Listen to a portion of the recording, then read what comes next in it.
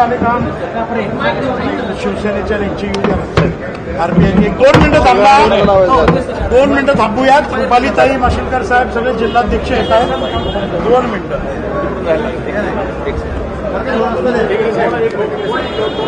कोणता हा 1 मिनिट.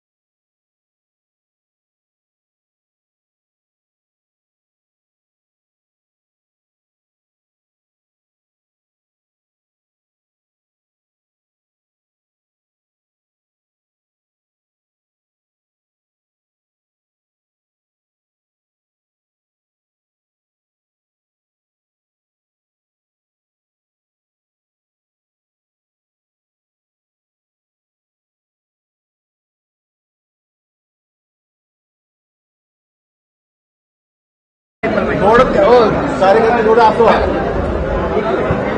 हे काढ ते तुझं म्हणजे कमालच वाटतं. एक माशेलकर तुला हे माशेलकर ना बघ. माशेल आहे का माशेलकर चला असो मध्ये माशेलकर या रुपालीताई अशा हे त्यांना शिवसेना नेते ते राहिले ते फोनच घेत म्हणजे 2 मिनिटं घाई करू नका. माशिलकर साहेब शिवसेना संपर्क पोहोचले की मग घेऊ. अरे ते फोनच घेत नाही. थोडं असं घ्यायचं. 1 मिनिट मी त्यांना फोन लावतो नॉनस्टॉप. नकोच आहे का हां नको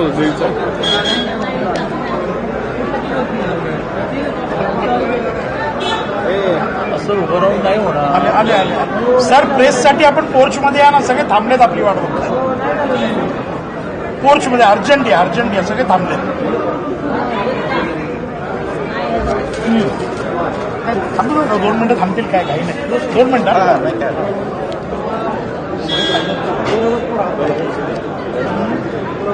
जरा तुमच्याकडे सर्व पक्षांचे फोन करायचं ते असं झालं झालं बाबा झालं का कळलं नाही त्यांनी मग मी आज करतो. यांच्याशी फोन मला एरवडेकरांचा फोन होता रोडला आणि तो करणार ते तुझं नातेवाईक आहे. आम्हाला नाही काही गावात मुलगी आहे तुमच्याकडे देऊन होतो काय आहे काय नोकरीला वेळ पण झाला होता कायम सर या ना लवकर. मंगेश मंगेशने बोला हो संदीपजी जेवणानंतरच्या भेटीगाठी जरा पटपट करूया. तर ते टेकावड्यांचं घर वाटेल ॲड झालं ना. आता मागच्या बाजूला जेवण लावलं आपलं. नाही 2-3 मिनिटात नंतरच्या भेटीचा क्रम नीट लावा. कोणाच्या अविनाश भेटेल लावून मला एक रात्री इंटरव्ह्यू आहे म्हणतो ते नानांनीच नाना भेटीचा क्रम तुम्ही व्यवस्थित लावलाय. तो लाईनीत दिलेला आहे पण क्विक पूर्ण करू. तर मग आता टेकावडे वाटतं ना माझं 3 मिनिटात जेवायचं नाही. हे जरा सांभाळून ठेव. मला जर उद्या सकाळी मी 9:30 वाजेपर्यंत त्या 9ला आठवण कर. शास्त्रींना फोन करायला तू वाचतोला कळेल काय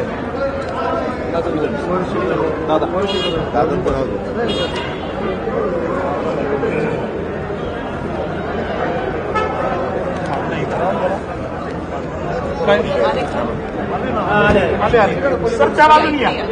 त्या बाजून या सर. आहे ना ठेवले खुर्ची दुपारी जाईल. आता बंद ठेव. थोडं इकडचे थोडे अशी इकडं वारा आहे.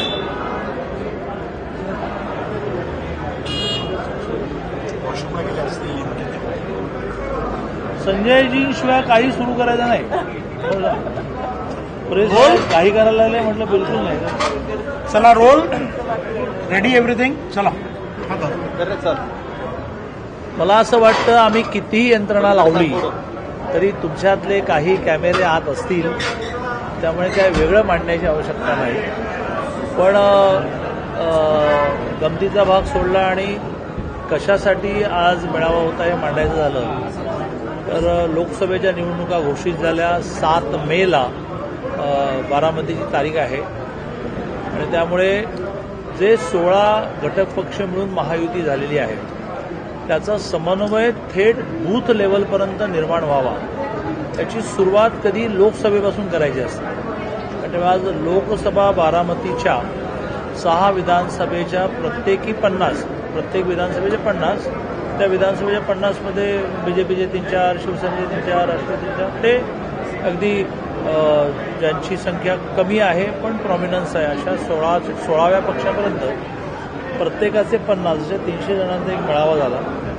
त्याच्यामध्ये साधारणतः सगळ्यांची मोठ कशी बांधायची, एकजूट कशी ठेवायची, बूथ लेवलपर्यंत जर 1000 नावं आपण यादी वाचन केलं तर सगळ्यांची मिळून कशी 500 नावं सापडतील.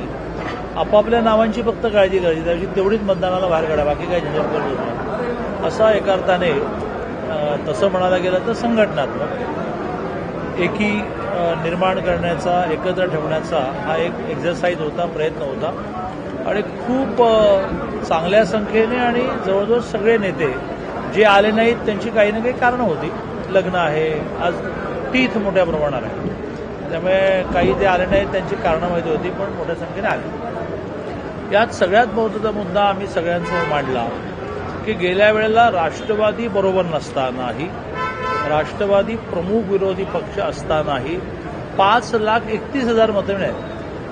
सरकार होतं हे बरोबर आहे, केंद्रातही होतं, राज्यात होतं, परंतु एक मोठा एका अर्थाने बारामतीतला, तो पश्चिम महाराष्ट्रातले म्हणता येत नाही आणि महाराष्ट्रातले म्हणता येत नाही, पण एक मोठा बारामतीतला पक्ष हा अपोजिशनला होता.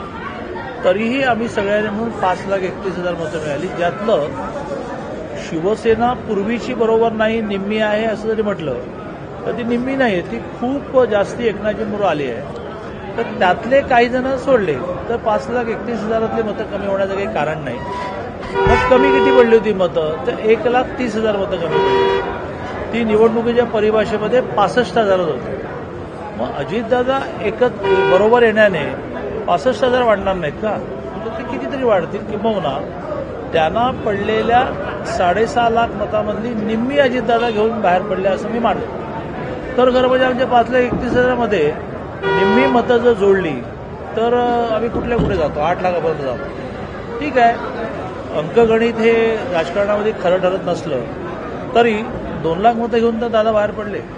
आणि मग मधल्या काळामध्ये 5 वर्षामध्ये 19 ते 24 मोदीजींनी केलेली कामं, 2.25 वर्ष जी मिळाली त्यात एकनाथजींनी, देवेंद्रजींनी, अजितदादांनी केलेली कामं, त्याची एक मोठी पुंजी आहे. म्हणजे एक साधी महिलांची योजना की प्रत्येक पुरुषाने आता आईचं नाव लावलं पाहिजे आणि हे ऐच्छिक नाही आहे, याचा कायदा करणं हे खूप धाडसाचं होतं. 50% वोटर असलेल्या महिलांना प्रचंड आनंदित करणार होता. अशा ढीगभर योजनांची यादी आहे आणि त्यामुळे 5,31,000 इंटॅक्ट, थोडीशी 30-35,000 मतं शिवसेनेतली काही मंडळी उद्धवजींवर राहिली असं मानले तर 5 लाख, आणि अजित पवार शरद पवारांना सोडून आल्यानंतर ती 2 लाख, तरी 7 लाख मतं होतात. आणि आपोआप तिकडची 6.5 लाखाची 2 लाख कमी होऊन 4.5 लाख कमी होतात. असं प्रचंड मताधिक्याने आम्ही विजयी होऊ असा विश्वास सगळ्यांनी व्यक्तही केला आणि एकमेकाला विश्वास दिला. अरे भाई होगा, सब मिलकर करेंगे. दादा, एकीकडं मताची आकडेवारी सांगताय, गणित सांगताय, परंतु दुसरीकडे इंदापुरातल्या अंकिता पाटील असं म्हणतात की आधी विधानसभेचा ठरवा मग लोकसभेचं. गेल्या वेळेला हर्षवर्धन पाटील बरोबर नसतानाही पडलेली मतं, हर्षवर्धनजी पाटील बरोबर नसतानाही पडलेली मतं, तर ते काँग्रेसमध्ये होते. 5,31,000. माझी मांडणी काय, मी झोपेती जागा असतो, 5,31,000 मध्ये काही कमी नाही झालं. हर्षवर्धनजी जे म्हणतायत ते त्यांच्या काही कटू अनुभवांमुळे म्हणतायत, पण त्यांना समजवण्याची व्यवस्था या महाराष्ट्रामध्ये नॉट ओन्ली बीजेपी, सगळ्या महाराष्ट्राला समजवणारं एक मोठं औषध माननीय देवेंद्रजी फडणवीस नावाचं आमच्याकडे आहे. ते प्रेमाने घेऊन बसले की विषय संपतात. पण काही जरी असलं तरी आज राष्ट्रवादीशी संघर्ष प्रामुख्याने तुम्ही केला. इंदापूर असेल, दौंड असेल, तिकडं विजय शंकरे देखील म्हणतात आम्ही अपक्ष लढणार. या संदर्भात कसं तुम्ही बघता, कारण कसं याच्यामध्ये वेळ घातला जाणार? हे बघा, मोठ्या प्रमाणात राजकारणामध्ये नाही, मुळात माझं गणित पहिलं फोडून काढा की 5,31,000 हर्षवर्धनजी नव्हते, 5,31,000 विजयबापू होते.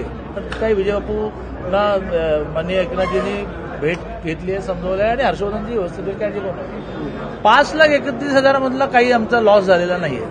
आम्हाला आता ऍडिशन्स करायचे. ऍडिशनमध्ये डायरेक्ट अजितदादा किमान 2 लाख मतं तर अजितदादांची धरता की नाही, कमी धरताय, एवढं नका हो कमी लोक त्यांना दिसेल आता व्यवहारामध्ये. त्यामुळे मला असं वाटतं की विजयाचं गणित फार सोपं आहे. आता मुद्दा राहिला तुमचा जो आहे, बरं झालं मला पत्रकारांची यासाठी मदत होते की तुम्ही मुद्दा असा काढला की तुम्ही आयुष्यभर राष्ट्रवादीशी संघर्ष केला आणि मग आता राष्ट्रवादीचं चिन्ह घेणार.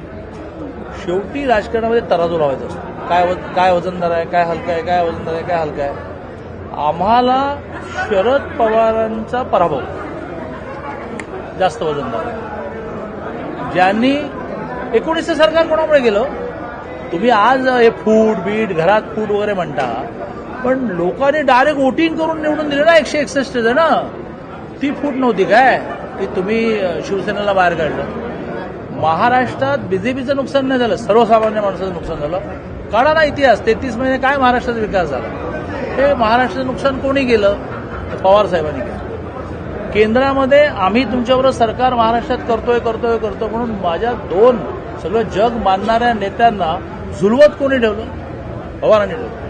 मग आज मला त्या पवारांचा हिसाब चुकता करण्याची संधी मिळाली आहे, मला, माझ्या कार्यकर्त्याला. त्यामुळे मग पवारांच्या विरुद्ध, पवारांनी तुम्हाला त्रास दिला, अजित तुमच्याशी असेच वागतात, रागवून वागतात, घमेंडीने वागतात. मला पवार शरद यांचा पराभव मला आणि माझ्या कार्यकर्त्याला बास इतना काफी आहे. तुम्ही एकीकडे असं म्हणताय की शरद पवारांचा पराभव करायचा आहे, की 2024 साली आपल्याला कळेल नेमकं कुणाचा पराभव होईल. काय शंका आहे का? नाही कळेल, शंका नाही तर तुम्ही विश्वास व्यक्त करणार तशी ते देखील विश्वास व्यक्त करणार. मी आकड्याच्या आधारे बोलतोय, त्याने आकड्याच्या आधारे बोलो. दुसरी गोष्ट ही आहे की तुमची महायुतीचा संघर्ष तुम्ही निवडणार कसं, कारण शिवतारेंनी तर म्हणते मी ठाम आहे, आतापर्यंत तरी ठाम आहे की मी लढणार. मी मगाशी मला बघा, तुम्हाला वेळ असेल तर मलाही आहे, तर मी खूपच रिकामा माणूस आहे. काही नाही, माझी बायको इतकी समर्थते, घर सांभाळते, माझी टीम इतकी समर्थक, माझी कंपनी सांभाळते, मी फक्त समाजकारण राजकारण करतो. तुम्हाला वेळ असेल तर वेळ आहे. मी हे सांगितलं ना मगाशी, देवेंद्र फडणवीस नावाचं या महाराष्ट्रामध्ये असं औषध आहे की ते औषध सगळ्यांना लागू पडतं. काढा इतिहास, गेल्या 10 वर्षाचा इतिहास काढा, देवेंद्रजी फडणवीसवर पुस्तकं लिहा. हर्षवर्धन पाटीलला ना एकदा घेऊन बसलं, हो हर्षवर्धनजी काय काळजी करता भवितव्याची, मी आहे ना खमकी. हर्षवर्धनजी नॉर्मलला येतील. राजकारणात तुम्ही नाही आहात, राजकारणामध्ये तेवढंच हवं असतं. बरं मग माझी पुढची गॅरंटी संपला विषय. हो तुम्ही मनातले मांडे घाऊ नका, हे पुढच्या आठवड्यात सगळे एकत्र फिरणार. दादा पण सर्वांनीच आज अनुपस्थिती लावली. सॉरी, आजच्या महायुतीच्या समन्वय बैठकीला सर्वांनीच अनुपस्थिती लावली. नावं सांगा. दत्ता भरणे असतील सांगतो. किंवा विजय शंकर असतील, हर्षवर्धन पाटील असतील. सुरुवातीलाच मी सांगितलं की आज लग्नाची तीत खूप मोठी आहे. हर्षवर्धन पाटलांच्या डायरेक्ट घरी त्यांच्या भावाच्या मुलाचं पुतण्याचं लग्न आहे. त्यांचा माझा रात्री फोन झाला. तुम्ही आता जे मुद्दे उपस्थित करता त्या मुद्द्यावर 20-22 मिनिटं चर्चाही झाली आणि त्यामुळे देवेंद्रजींपर्यंत न जाताही खूप प्रश्न संपले. त्यांनी मला सांगितलं की बाबा गैरसमज होईल, तुम्ही स्वतःहून माझ्या वतीने सांगा की माझ्या घरी पुतण्याचं लग्न आहे. अशी लग्नाची तीत असल्यामुळे काही जण आले नाहीत. सगळेजण बरोबर काम करणार. मला एक सांगा की आमच्या रुपालीताई पण माझं बघून लग्नाची उदाहरणं द्यायला लागल्या. लग्नामध्ये काही जण लवकर येतात, काही जण मुहूर्तावर येतात. कळलं? महायुतीचं जागा वाटपाचं फायनल कधीपर्यंत होईल? आज असं कळते की महायुतीची दिल्लीमध्ये बैठक आहे. नेमकं काय आहे, कधीपर्यंत असं आहे की मला असं वाटतं की बारामती डिक्लेअर व्हायची काय राहिली? अधिकृत घोषणा. अधिकृत घोषणेच्या बाबतीमध्ये राजकीय पक्षाचे संकेत असे असतात, सगळं झाल्यानंतर घोषित करायचं. मला असं वाटतं की परवा देवेंद्रजीने म्हटल्याप्रमाणे 80% विषय संपले आहेत. आमच्या तर आम्ही लढायचो किती तर 25 युतीमध्ये, त्यातली एक आम्ही हरलो चंद्रपूर, एक बारामती आम्हाला द्यावे लागेल दादांना, तर 23. तर त्या 23च्या अगेन्स्ट आमच्या 20 घोषित पण झाल्या. घोषित झाल्या, कामाला सुरुवात झाली. मग आमच्या घोषित व्हायच्या समजा आम्हाला 25 एनटॅक मिळायचे असतील तर 5, वाढीव जेवढ्या मिळतील तेवढा बोनस. त्या 20च्या वरच्या घोषित व्हायला थोडा एक 2-4 दिवसाचा वेळ लागेल. कालच्या निवडणूक आयोगाचं टाइमटेबल घोषित होण्यामुळे सुद्धा इतकी घाई नाही असं लक्षात आलं. आधी वाटत काय होतं की 15 ते 20 एप्रिलमध्ये आपले राऊंड होतील. आता आपले राऊंड गेले डायरेक्ट 7 मे 13 मे, मुंबई तर 20 मेवर गेली. त्यामुळे काल परवाच शेवटची काल कॅबिनेट आटपून सगळे मोकळे झाले. वरती पण शेवटची कॅबिनेट 13 तारखेला होती. आता बसतील. दादा, राहुल गांधीची आज मुंबईत शिवाजी पार्कवरती सभा होती. तर तुम्ही सगळ्यांनी म्हणून ह्यांना कॉन्ट्रॅक्ट दिले का प्रश्न विचारत? आता तो जरा चांगले प्रश्न विचारतो.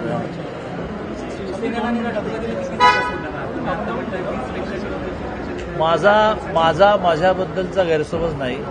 मी एक सामान्य शिपाई आहे. शिपाई म्हणजे आता पुन्हा शिपाई छापाल, तर म्हणजे मी असा कार्यकर्ता आहे की मला जेवढं सांगतील तेवढं काम करतो. तूर्त कोणाला कुठल्या जागा, कोणाला किती जागा हे ठरवण्याचं काम माझ्याकडे नाही. ते ज्यांच्याकडे आहेत त्यांचे फोन नंबर्स मी तुम्हाला देतो, लावून पण देतो. अशांना तुम्ही विचारा. तुम्ही 5,30,000च्या आकड्यावरती जी गणितं मांडतायत त्याच्यानुसार यावेळेसच्या निवडणुकीमध्ये तेल लावलेला पैलवान तुमच्या डावावर आलाय का? तेल लावलेलं पैलवान तुमच्या डावावरती आलाय का? म्हणजे ही जी कुस्ती होणार आहे 2024ची, की काय, आता मी पण कोल्हापूरच असल्यामुळे कुस्त्यांच्या परिभाषेत बोलायचं झालं तर येत्या काही दिवसामध्ये पैलवान समोरचा जो आहे त्याने न लढताच मी हरलो हे घोषित केलं तर आश्चर्य वाटण्याचं कारण आहे. ठीक आहे. नाही, काही ऐकत नाही. कोणती? रासपला जागा सोडली जातात. रासप आहे का? महादेवराव जानकर हे महायुतीचे सदस्य आहेत. पंकजाताई आणि त्यांचं बहीण भावाचं नातं आहे. देवेंद्रजी आणि जानकर हे परम मित्र आहेत. ज्या वेळेला इतकी मैत्री असते त्याच वेळेला म्हणून हक्काने भांडतो. तसे ते देवेंद्रजींकडे भांडता आहेत. किंवा मला किमान 1 सीट द्या, 2 सीट द्या. देवेंद्रजी देतील तरी, नाही तर समाधान करतील त्यांचं की अरे बाबा ठीक आहे, नंतर विधानसभा आहे बघू.